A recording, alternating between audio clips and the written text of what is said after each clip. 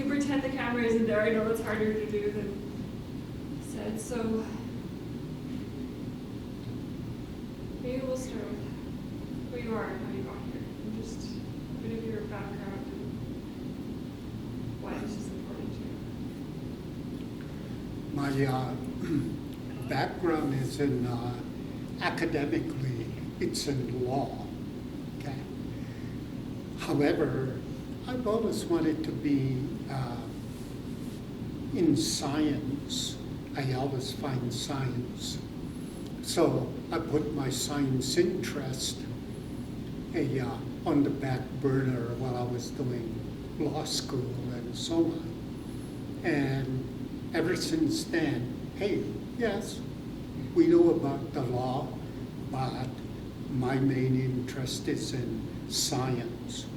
And I like Einstein's definition of science, and that is a search for reality. And that search for reality brings you over to,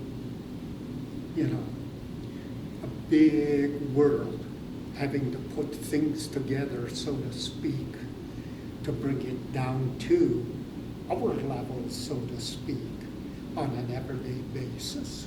So that's what I like about science. Yeah. I know you mentioned quantum physics very briefly in your presentation. And I was just curious, because I know a tiny little bit about it. So how do you relate that to reality? And I guess in science, because there's the different theories of science and different theories in medicine, how do you incorporate the quantum physics into today and how that is reality? Yeah. Well, really, when you talk about quantum physics, okay, which is really a science of the small, okay, and if I can back up, really science is really three large areas. The science of the small, which is quantum physics. There's the science of the local, which is what we operate in on a daily basis. And the science of the big, which is the cosmos.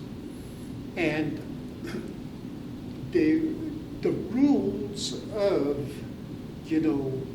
our local, the science of the local, what applies in the local area, in the local sphere, does not apply in the science of the big or the science of the small. See, and the best way to explain it so that people can understand that is, think about you having a dream at night. Well, what's possible and what happens in a dream can't happen in the science of the local, which we operate in. See? So in a dream, hey, you're here in one part of the dream, next thing you're someplace else, or you can walk through a wall. See, those things are not possible in the science of the local, which begins to say, hey, we, in the science of the local, is there anything we can learn from the science of the big or the science of the small? See? And what we've done is we think the science of the local is everything, even God. See? But that's not the case. So do you believe that science and spirituality meet? Because I know in, I'd say, Western beliefs, science and spirituality historically have been very separate, and you either believe in one or the other. But where do they meet for you? Well, when we're talking about in the presentation that we think in terms of energy waves. The energy waves are the spirit. So in other words, we're dealing at that level. It's all about energy waves and so on. And we talk about them as, we talk about those energy waves as, hey, it's about everything. There's no such thing as inanimate in Blackfoot. Say, everything is animate, everything has a spirit, even the table and so on. So we talk about all my relations because I also have spirit and so on, but it's part of that overall spirit that and energy waves that are out there. But because in Western thought we've limited ourselves to that science of the local, and our language is very good language for making distinctions, you know, the noun thing and so on, categorizations, either ors, you know, black, white, saint, sinner, and if you're, you know, a saint and a sinner, you're either or. See, you can never be a sinner and a saint at the same time. See, that's not possible. But as we were discussing in the presentation about dynamics without motion, hey, that is possible. See, in Haida, in Blackfoot, but impossible in Western thought because of the categorizations and distinctions. So in the Blackfoot language, and either one of you can answer these questions as well.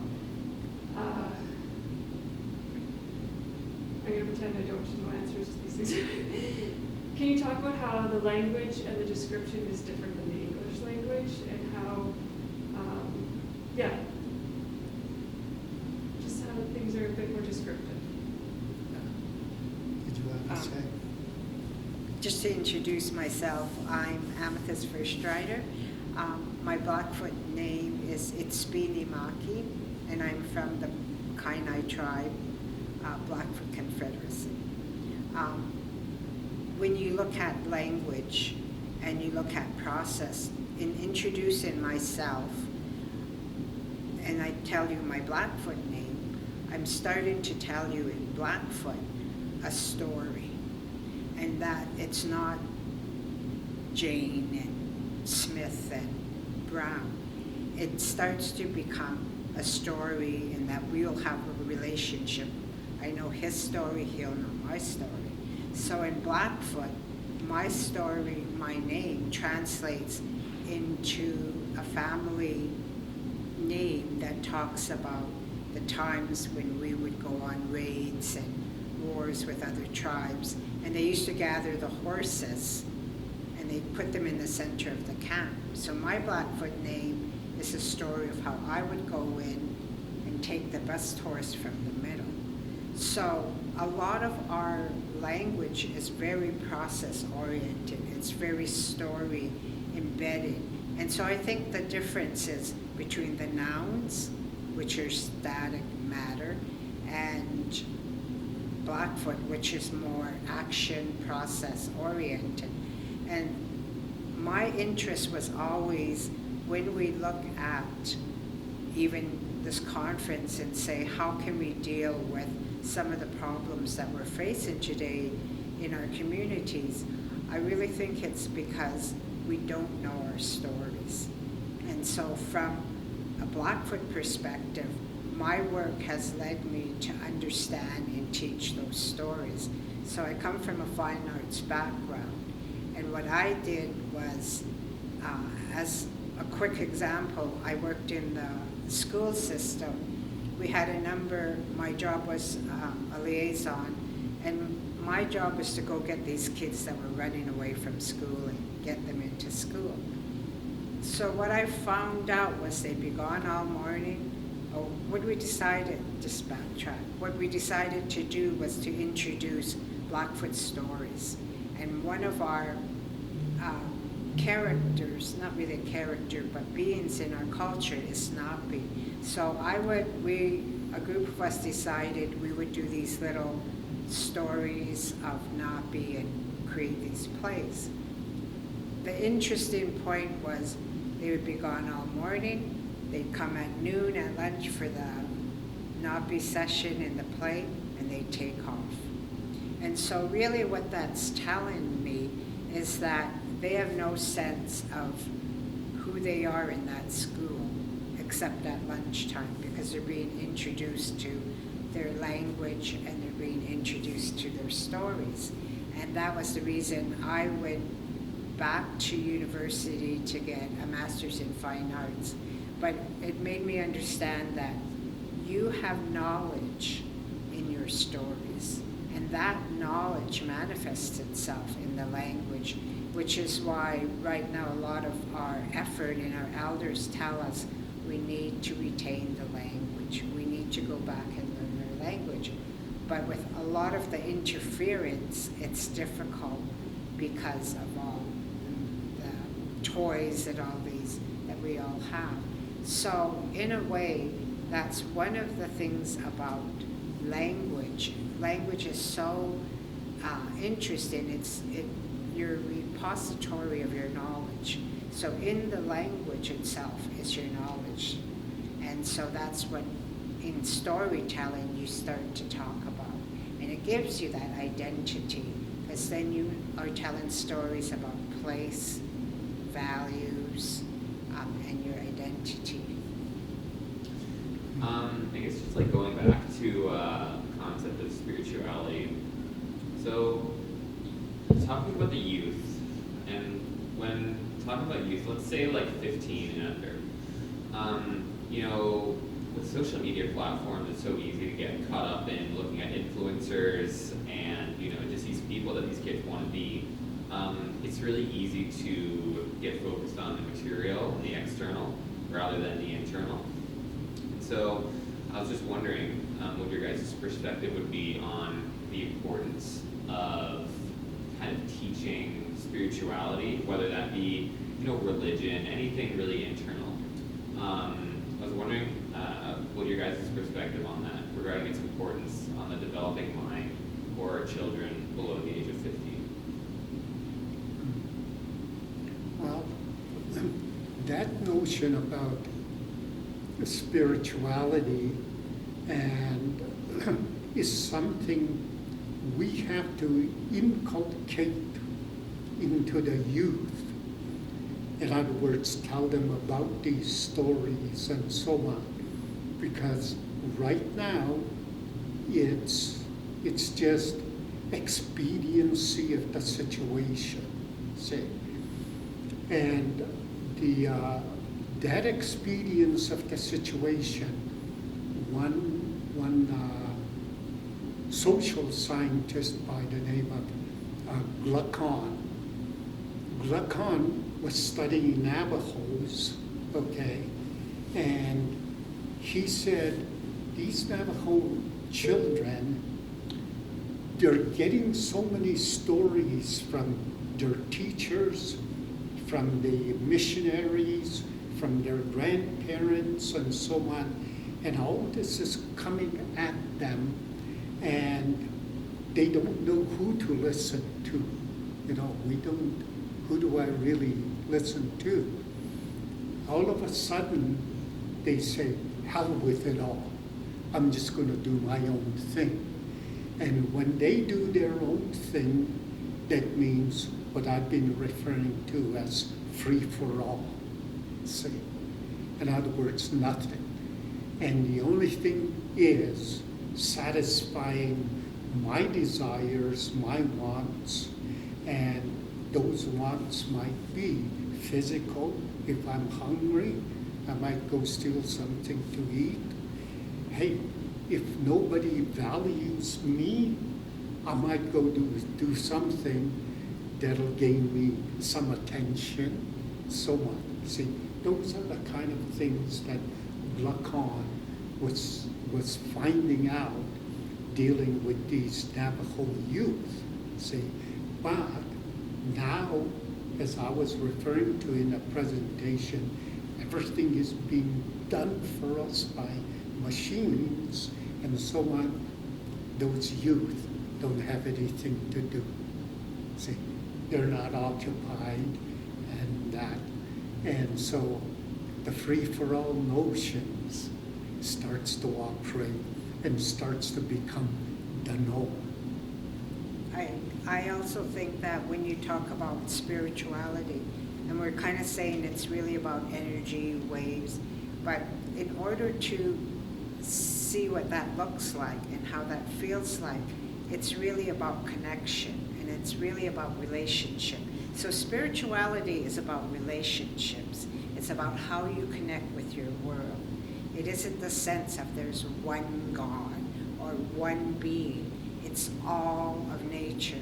And so what we try and teach now is that how are you connected in your world? How are you connected in nature? And we've really been removed from those experiences between eating and what's your traditional plants, how did you traditionally eat, and that is sort of like how you understand your connection.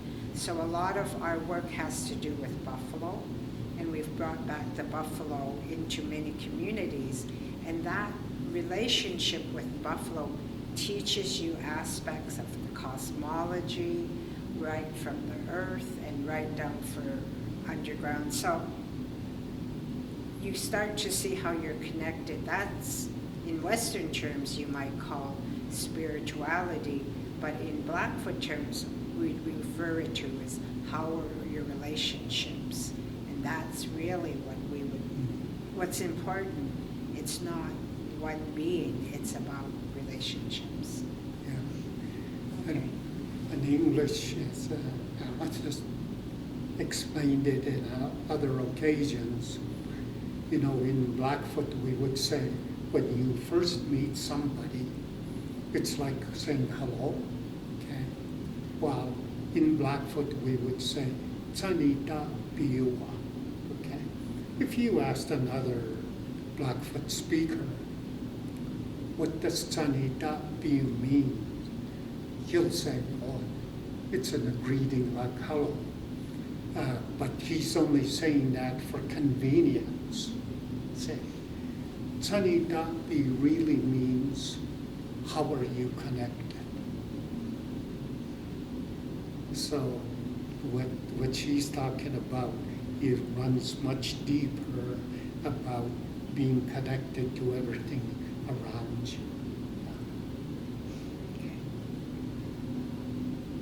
That's all the questions. Yeah, I think that's, Yeah.